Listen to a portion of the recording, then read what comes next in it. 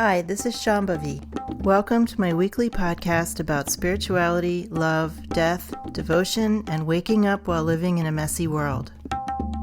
The Satsang with Shambhavi podcast is recorded live each week with students of our nonprofit community, Jaya Kula. For more information and to find out about attending a satsang, visit jayakula.org. Thanks for listening. Much love to you, wherever and however you are. Can you talk about slowness? Well, we live in time. Part of the dualistic experience is an experience of linear time. So when we're in time, timing is the thing. When our experience is of being in linear time, then how we time things is one of the major keys to having a life that's smoother and a life that we can actually experience the opportunities that are available to us in this particular incarnation.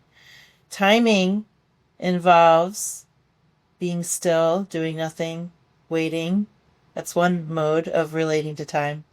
Time involves speeding up, not procrastinating, not delaying.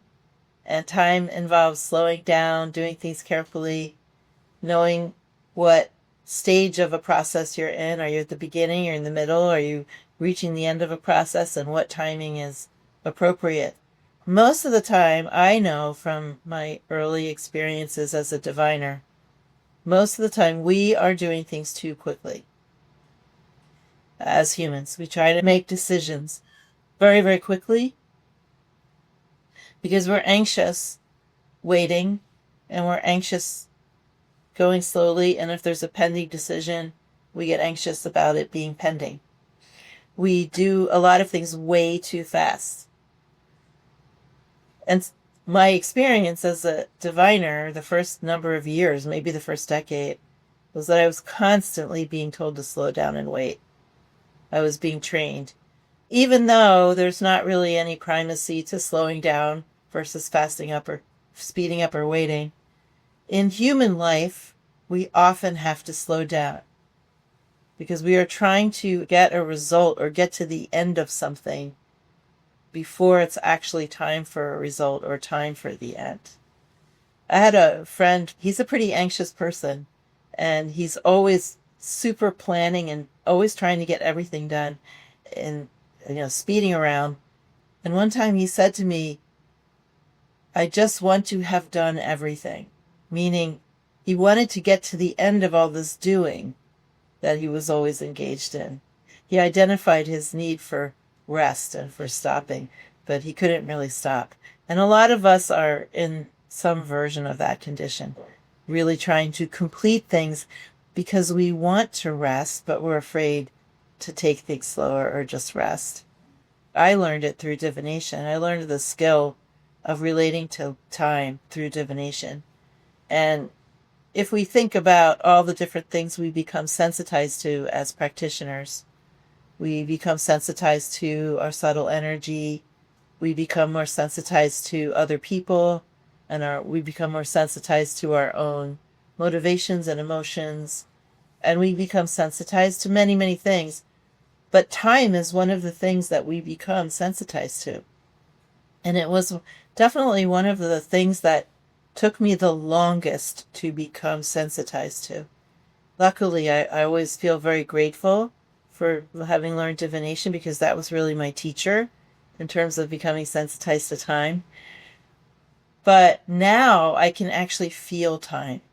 So just like any other sense, you can feel the texture of the moment, and you can decide, if you have developed that sensitivity, when to wait, when to speed up, and when to slow down. But that, for me anyway, maybe for some other people it comes more easily, but for me, it was a very late development. My ability to feel for the right timing.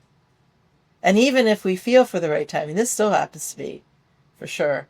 Even if I feel for the right timing, I still want to plow ahead. My sort of baseline karma is plow ahead. Even sometimes to this day, I'll feel it's time to slow down or it's time to wait, and I just want to go It's never a good idea. Well, the same way that we protect our practice, how do we protect our sense of timing when we are in a larger culture that insists that we do things quickly? There's one way.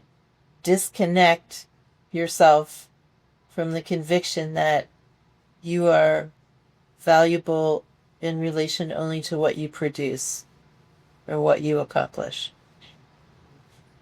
You see, we're living in these cultures where whether you're mighty or lowly, your value is tied to what you produce or what you accomplish.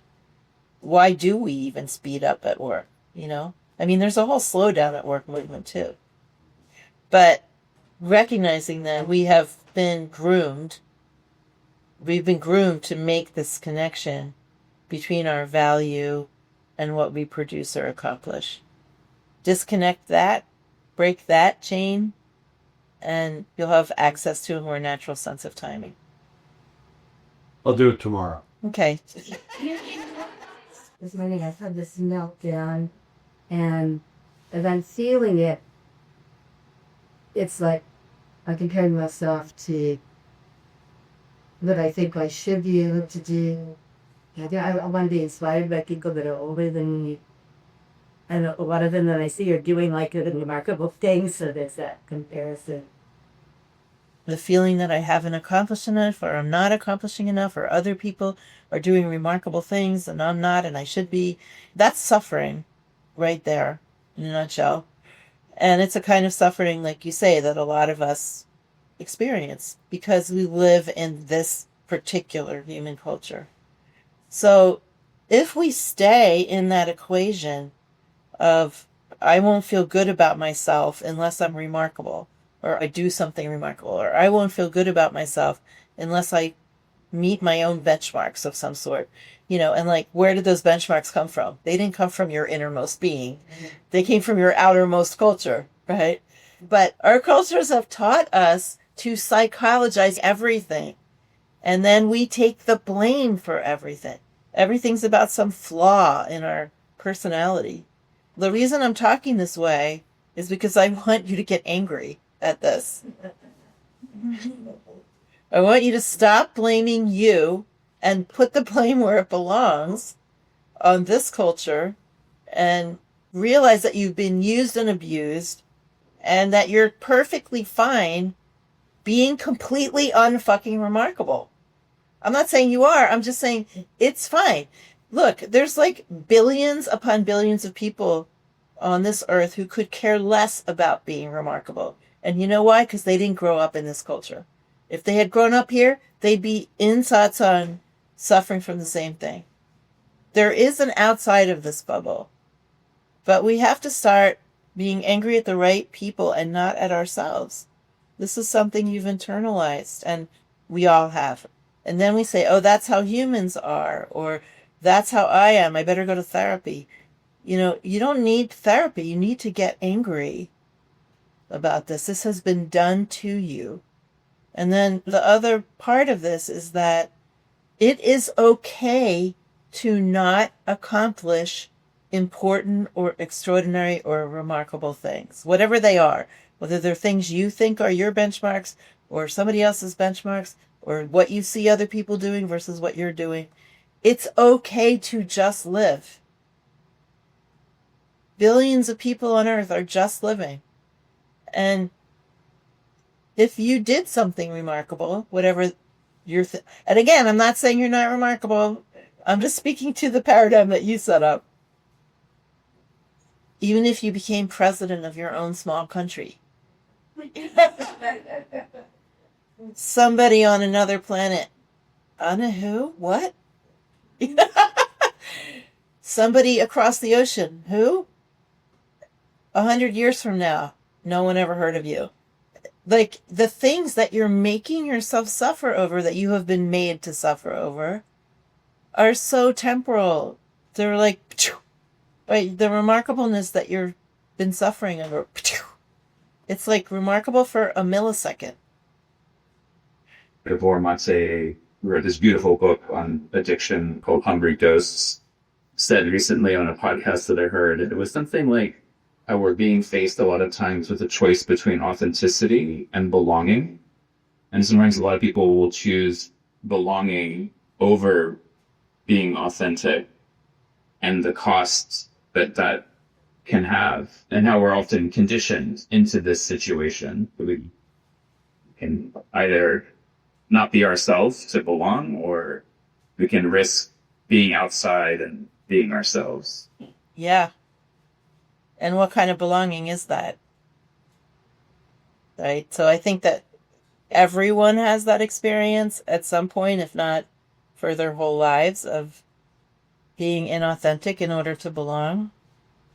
And certainly every oppressed peoples does that to survive, not just to belong. But in any case, you always know there's something missing. You always know it's somewhere in you, even if you can't articulate it to yourself. You know that that belonging is not complete, or it's not real, or there's no ground to, no foundation to it. And if you step out of line, you don't know what's going to happen because there's no actual belonging.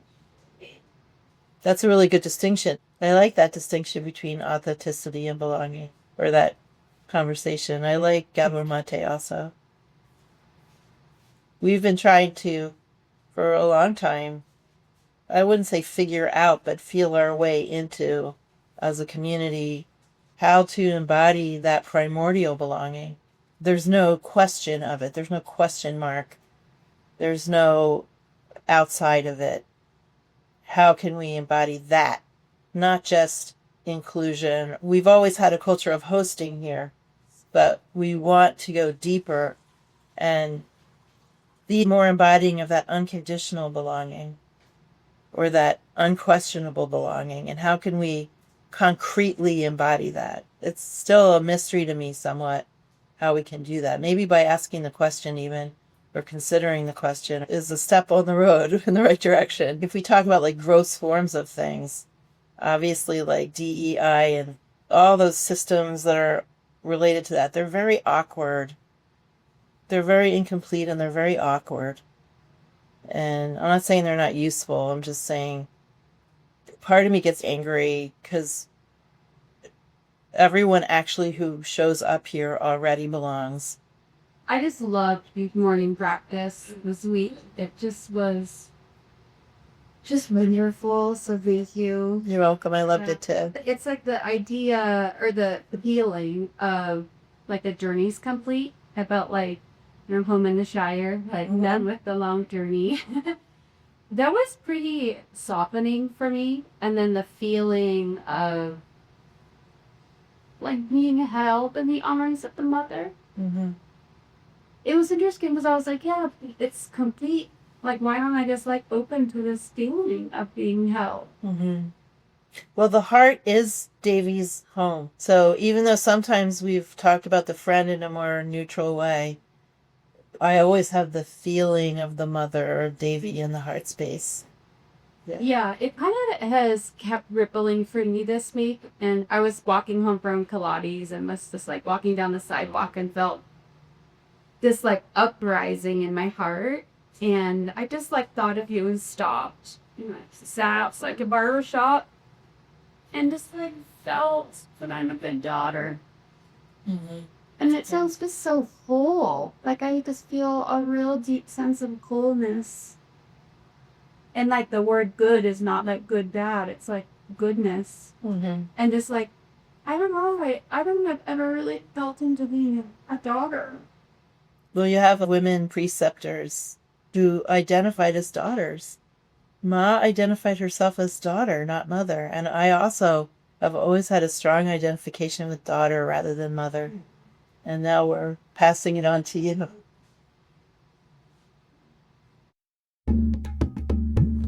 Satsang with Shambhavi is produced by Jaya Kula, a nonprofit community offering opportunities to learn and practice in the direct realization traditions of Trika Shaivism and Dzogchen. If you enjoyed listening, please help us keep this podcast and many other teachings open to all by making a monthly or one-time donation. Visit jayakula.org to make a donation and explore more of our offerings.